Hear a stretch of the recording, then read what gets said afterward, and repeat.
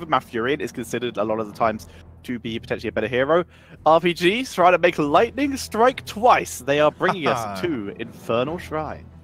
I like that call. I like that call. It's a much more, how should you say, open map, right? It's not as punishing when you fail in a rotation, when you take a mercenary camp too late. Sure, the Fallen Shamans can punish you in some way, shape, or form, but it's not as dramatic as, let's say, having 4 Siege Giants and a Night Camp in the bottom lane pushing towards your keep, right? So, I like the call. It's also a map that SPT struggles a little bit more on compared to Dragon Shire. So, that's what RPG has in store for us this time. As we wait to see what SPT will begin with in terms of bans. With RPG being second picks, they did choose the map here.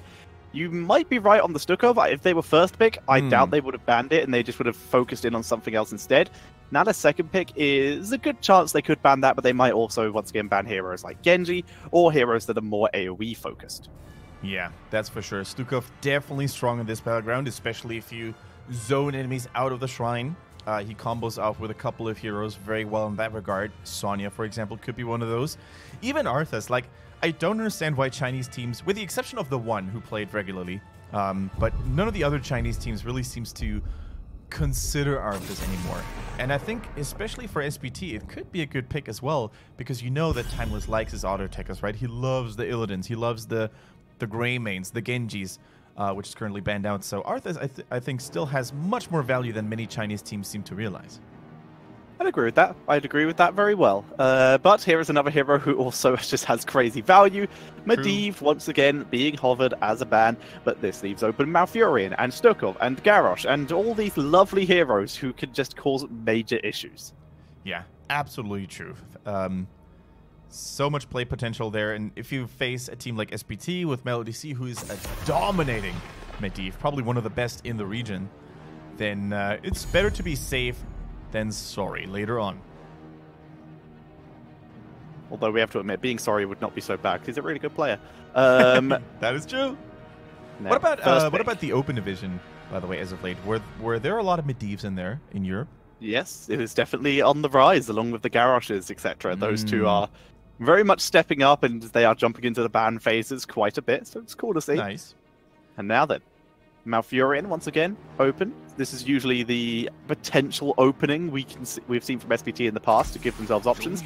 But we're starting today with the Hanzo. The cool thing about Hanzo for SPT is the fact that you have 2 stellar Hanzo players. It could be Molly, but it could also be Melody C. He's played it in the past. So it's a little bit unpredictable for RPG to know which route they want to go for, to know which other hero is going to be picked next to Hanzo, right?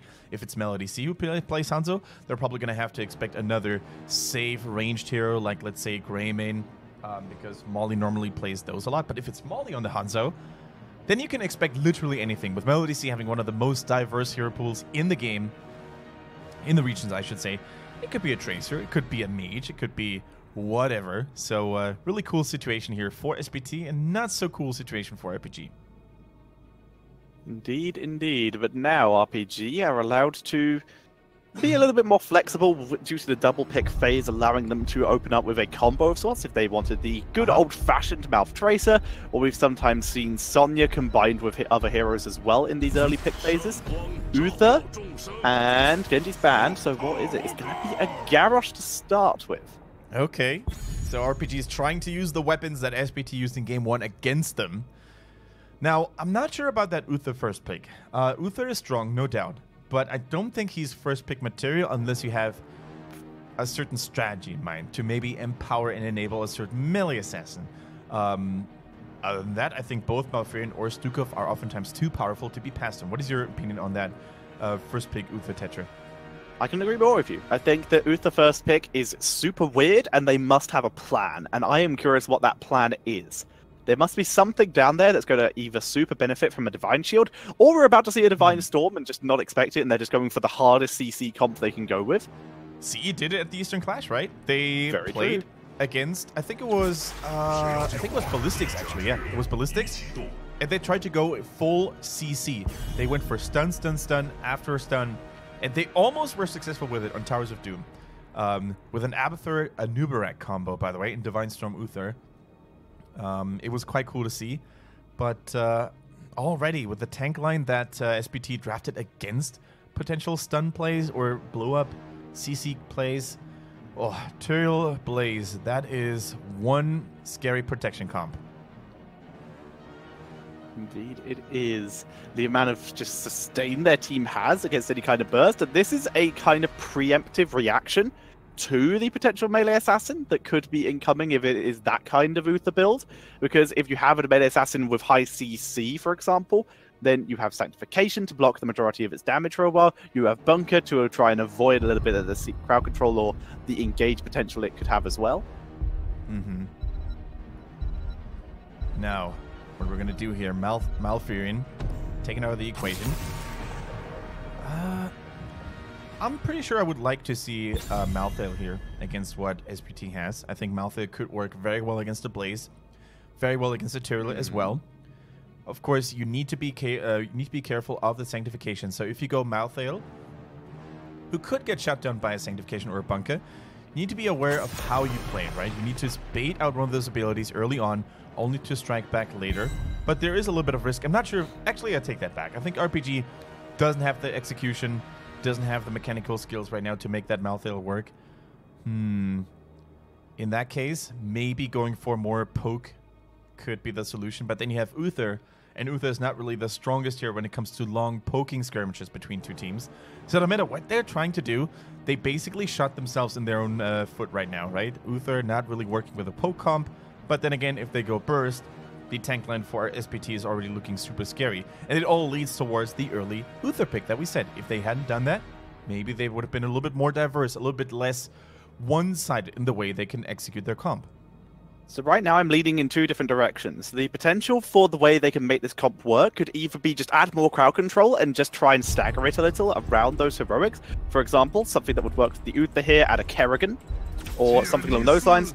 Or run in with the ETC and potentially the Holy Cow combo and just hope to set that up after a Bunker or after a Sanctification. For now though, they seem to be bringing in that Malthael. Needs to time that Tormentor Souls, if that's the build he goes for, very effectively.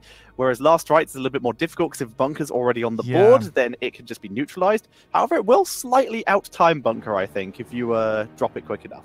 All right, so I talked about this Malthael, right? And how he could maybe power through longer team fights, how he could maybe reduce the healing done if he goes Touch of Death. I still see a couple of issues here. I still see the Bunker, I still see the Sanctification, and the way Misaka and Soap have played, they're just too good. They're just too good when it comes to dropping those abilities in need. Now, the only chance here, maybe, for RPG to make this work is canceling out the Sanctification by interrupting Turiel, right? It could be a Garrosh taunting, it could be an Uther stunning, a Garrosh tossing people. Yeah. So that is going to be their main priority. Interrupt the Sanctification and then make Malthael work wonders in the backline.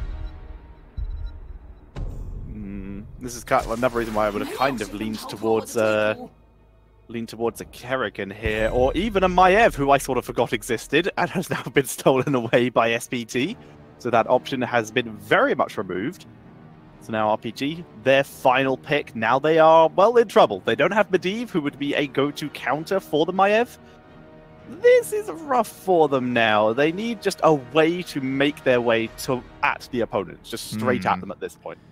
Yeah, Maiev making it through, and Maiev is in such a weird position right now, right? On the one hand, she can sometimes win games all by herself, but on the other hand, she oftentimes doesn't even get picked at all. She doesn't even get banned anymore. She's like, okay, some teams really seem to prioritize her, and other teams are just like, nah, Hero's not good anymore.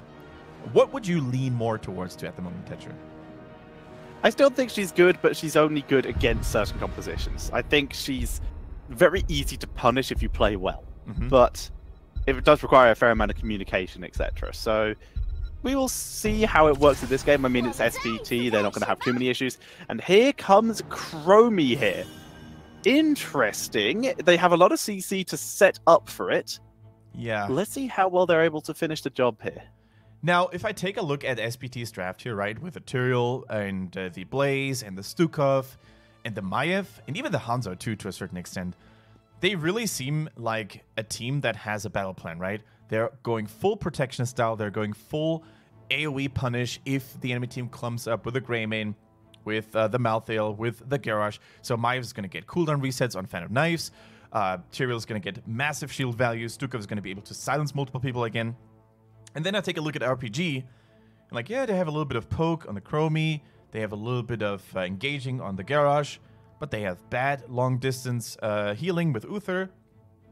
And they also have a random Malthael in there that is probably going to get countered super hard by what SPT has. So it looks to me like a Hero League composition that looks fine on paper, you know, but in competitive, it looks a little bit dull with no real inspiration behind it. I'm not sure if you agree on that, but I think SPT is just looking way more coherent in the way they drafted.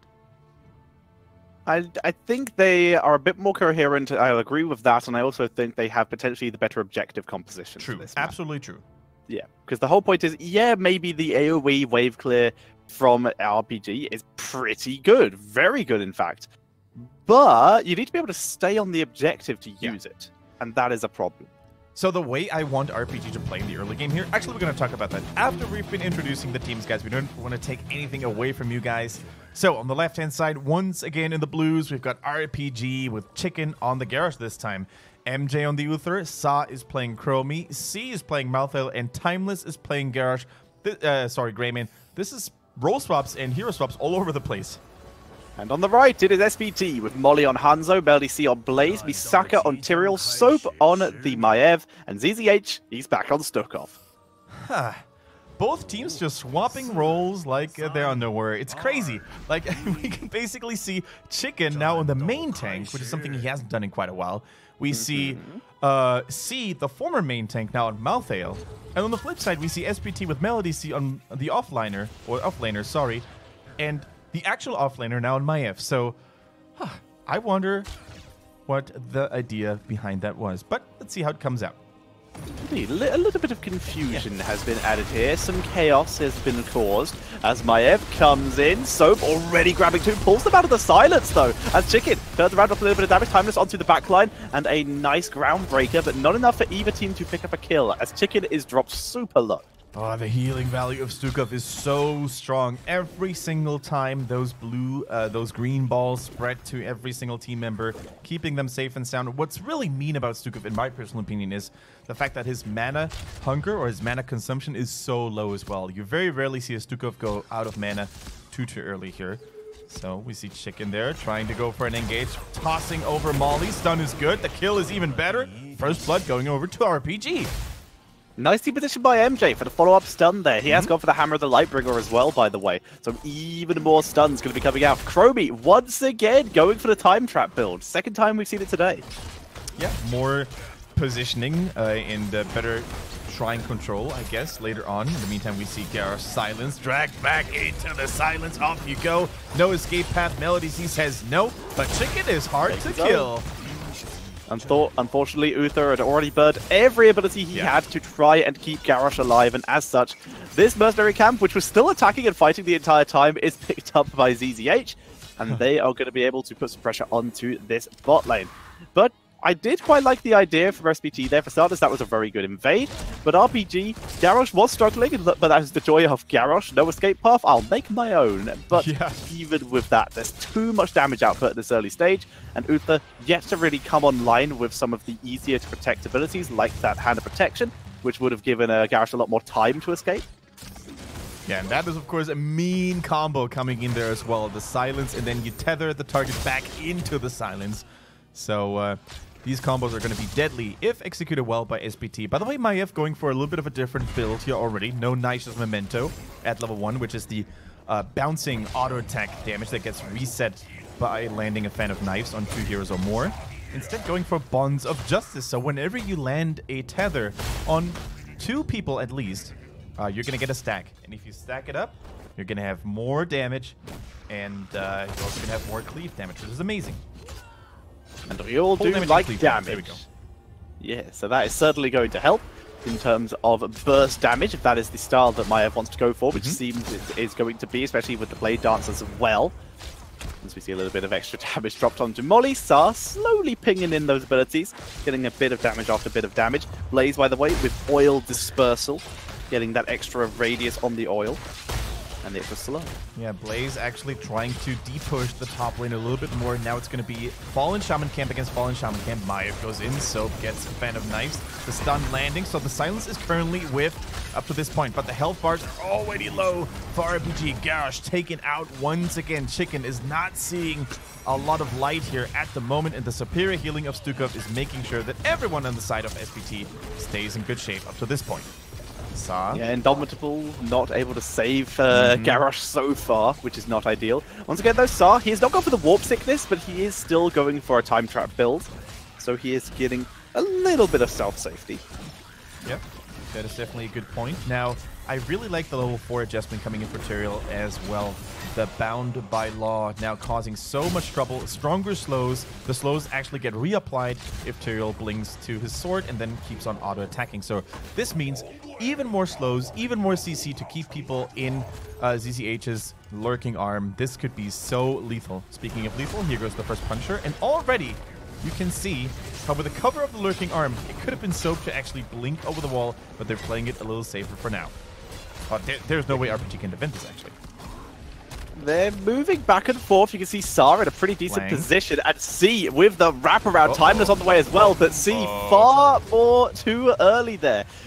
Moving in, trying to get a position, but all he really did was isolate himself. Yeah, Saw definitely a little overzealous. He was like, okay, time's up. Let's do this. Going in for the flank and... Yeah, unfortunate move by C there. Timeless was on the way. A little bit early, though. They take a little bit of Chromie damage. Nice prediction by Chromie, not actually aiming for the circle, because most players are wise to that move by this point, and aiming a little bit outside of it. Nicely done. All right, SPT in full command up to this point, already establishing themselves a beautiful one-level lead. And these moments where Saw just went in with a mouth ale, not even waiting for Garrosh to be in position, not even waiting for the rest of the team to be in position, those, in my opinion, really show how there seems to be a lot of communication issues here with RPG. We talked about it. Timeless not feeling super comfortable at the moment. There's a lot of, you know, how should I say without sounding too rude? There's a lot of miscommunication, let's just put it this way, between the various players in the team, oftentimes not being able to, you know, look on the same page. Now, this could be a toss. Beautiful vault, though. So this trouble has another avatar ready and escapes just like that. Temporal Loop was set up quite nicely there, but it's not enough to finish off Soap here. And instead it's going to be MJ who goes down. But a cool heroic choice by Saar, making the most out of the fact there is no cleanse. Malthael is still 2 levels away. C not able to pick his heroic, because I'm still curious as to whether this will be the Tormented Souls or not. Yeah, in my opinion it should be. I can't see any value against the shields by Tyrael, against the potential bunker. You're just going to go into bunker and you denied. Then of course Sanctification there as well to counter it. So in my opinion, it should be a Tormented Souls. Go in, go all in, or go home, basically, at this point. When you're so far behind, you might as well just give it a try. Hard to really make a good call, though. Look at SPT. They can do whatever they want. They have Tyrael interrupting any mounting rotations. They have CZH, full mana. He doesn't even have to heal all the time. Here goes Blaze. Bunker's ready. Sanctification's ready. And RPG is on the run. Beautiful cleanse, and then into the fray. Absolutely superb save by RPG on Saar.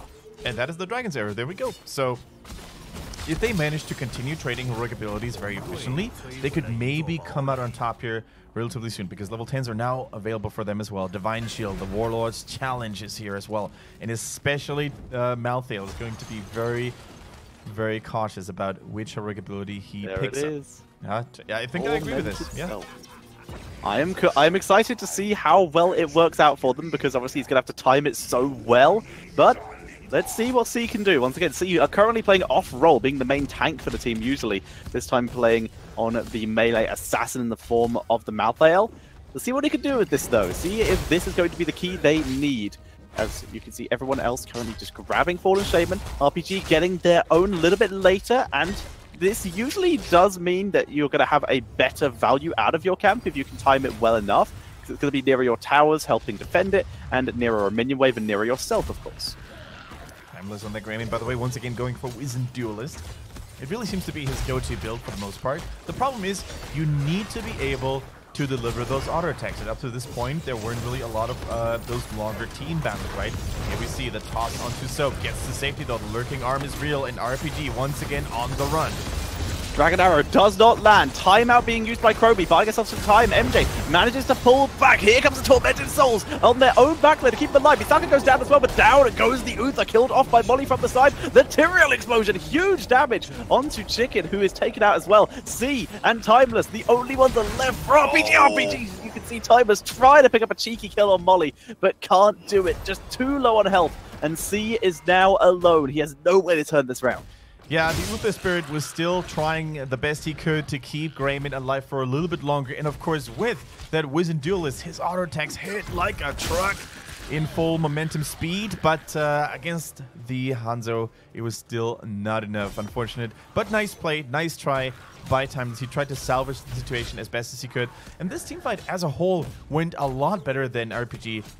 For RPG than I thought it would. They were able to get a kill, almost 2 there. The Tormented Souls were quite effective. See, the only survivor there. So maybe if they execute it a little bit more cleanly with, of course, equal talents as well, they're able to gonna come out on top next time. You see Chicken hovering around the area in case anyone overextends, but he has no reinforcements with him. It is sort of just a presence threat as opposed to anything else, but it will not save that fort as SPT. 2-level lead, 1 talent lead, looking very solid right now. But Sneaky RPG gaining advantages, trying to get themselves back in where they can, sneaking away every mercenary camp on the map. Yeah.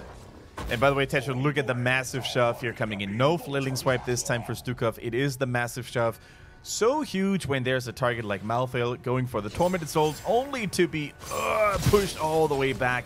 Same, of course, goes for Garrosh. If he wants to go in for a cheeky engage, you just toss him to the side, push him to the side, and it will be good. Punisher over the wall. Nice bait there by Chicken, trying to put him as far away as possible from the keep. The keep is actually not shooting at the Punisher, though, so it may not have been that clean after all. The taunt's good.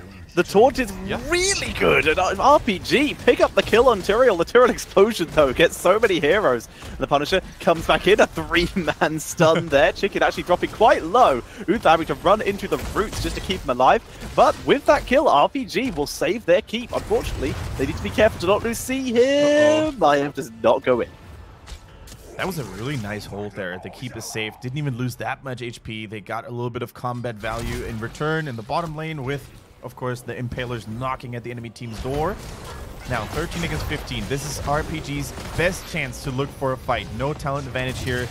Oh, beautiful timing there by C as well. Waiting exactly as long as the tether would then expire without getting sucked in. Beautifully done. Chicken able to indomitable the massive shove. Tormented Souls inside the Warden's cage, but there's the bunker pulling them all back in. MJ sneaks away though. Garrosh is taken out above though by Hanzo as C is at the backline trying to stay alive, but he's taken out in a 3 versus 1. Sar is now all by his lonesome. No bye-bye, gets some good damage out, but he will fall. Only Timeless and Uther, in the form of, in this case, the MJ, are able to survive.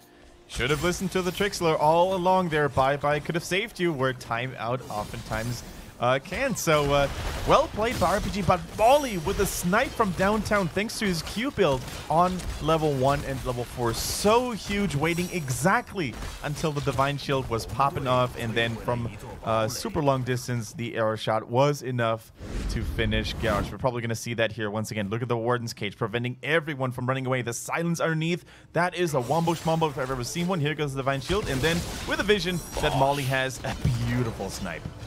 So here's what I have learned, that apparently the bunker does not remove your own tethers. So you can tether someone to a bunker. Huh. That's kind of fantastic. That's what we just saw there. Maiev getting in the bunker and still being tethered to 2 heroes. Yeah, that looked really flashy, didn't it? So yeah, I had no idea that was a thing. That is a interaction I didn't know exist and is super cool. So well played, SPT. Melody C is not done just yet. Probably has another bunker, so he's waiting all that time. Look at that. No goodbye at all. The Sag and bunker, slight overlap there. Bit of a misplay. Chicken will fall here. Very low chance he's going to go out. So it's going to be a double kill coming in from SPT, able to kill off Uther and Garrosh. The bunker block, actually, in that choke point, completely shutting down any escape attempts by RPG's Chicken. Oh my goodness, this is going from bad to worse now for RPG. They really can't seem to get a grip on the game. It really seems to me like they're just trying to make something happen without any clue if it's actually going to work out or not. But, and here comes a relatively big but there's still all keeps available for them. Of course, they need to wait until they're 5 again, but maybe with the 16 around the corner, they can either contest the shrine or then just defend quite nicely with, of course, an equal talent advantage. Now, look at that, by the way. Look at the Maiev build. Going full tether. She's committed to dealing as much AoE damage as possible. Combine that with Hanzo, combine that with Stukov. It makes a lot of sense. As we see the objectives spawning up. Preparing for the opportunity. Blaze takes a little bit of a ride, and as such does complete the Groundbreaker for Chicken here, who is looking for any opportunity to wade in and actually set up for his team, as they also hit level 16. Like I believe you said earlier, this is probably their last chance. This is all in or nothing. Go ham or go home for RPG. If they don't want to lose this series altogether, they need to make something happen here. Ideally not against Melody C, who's just waiting to basically drop the bunker at the last moment, and there goes the silence. The tether pulling everyone into that silence. Down they go. It's a massacre here. Beautiful moves by Soap especially, keeping everyone in that dangerous position. It's still only going to be a double kill unless they can catch Chicken here, which is actually quite likely. Down he goes. Sarth is able to survive this time, as is Timeless, who goes to bot lane to clear that up. But, wow, SPT just pulling into that silence repeatedly. This is why Stukov is so scary. This is why Stukov is so strong, especially if commanded by ZZH. An absolute monster right now. Look at that. He's trying to do it again. We unfortunately don't have the camera here, but the timeout this time countering any sneaky silence moves here. So well played, well reacted by Sa on the other hand as well. Chromie takes it over the wall. Be careful. It over, takes some crazy amount of damage. Here comes Tyrael. Timeout will have to be used here if he wants to live. No, it does not. He's able to run away. Yeah, Misaka was committed, but not going all the way through. Temper Loop now against Tyrael, not even dealing a third of his health or what? That was completely whiffed, unfortunately. But the bait is good. The Punisher moving towards the bottom, going back to middle. This could be a potential game ender now if RPG loses any more team members. Punisher goes to the core, but SPT has had enough. They want to wait for the 20. Extremely patient there by SPT. I'm loving it. Yeah, they're going to get 20, and that's going to be even before Chromie has her heroic, and she gets it 2 levels earlier than everyone else. So they are going to be pretty good here. They just need to wait for a minion to appear. You can see RPG desperately trying to find someone to kill first. The 20 is now hit, as C is in trouble. Good throw by Garrosh, the stun though. Able to give C a chance to escape. The Tether is completely denied by the Indomitable. Yeah, the Indomitable blocked the tether. As you said, Sa is trying to buy time. He's trying to stay alive with the Divine Shield, with the Tormented Souls, actually dodging the stun by Blaze as well. Tetcher, do we think this could be a good team fight for RPG? Maybe it's doing better than before, but the Sanctification shuts all doubt down as they turn around. The massive jump pushing away a single hero as well, and they even are going for Chicken, who's desperately trying to stay alive. Sa is still alive as well. He could, in theory, maybe kill Maiev here, but I doubt that's going to stop the core dying. Another massive shove onto the Garrosh here. Sa is in trouble, getting focused down. Silence is dropped, makes it into keep range though, staying alive. Direct baiting a lot of people this way. The shield's not dead yet, Core's still alive. As the catapults are arriving, they got one. Melody C is low. Garrosh moving in to try and delay, but the core is finally dropping. Catapults are here. The taunt hits no one. What a disaster as Blaze is taking a lot of damage but gets a huge shield thanks to his level 16. And that is GG. SPT take the 2-0. Yeah, Tyrael in his dying breath actually not trying to damage the members of RPG there.